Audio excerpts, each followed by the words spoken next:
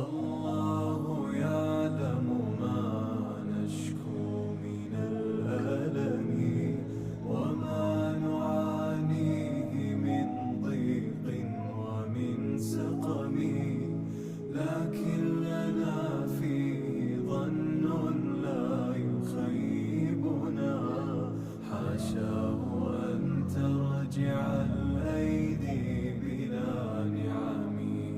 كم جاد من فضله قبل السؤال، وكم أعطى وأغنى بمحض الجود والكرم.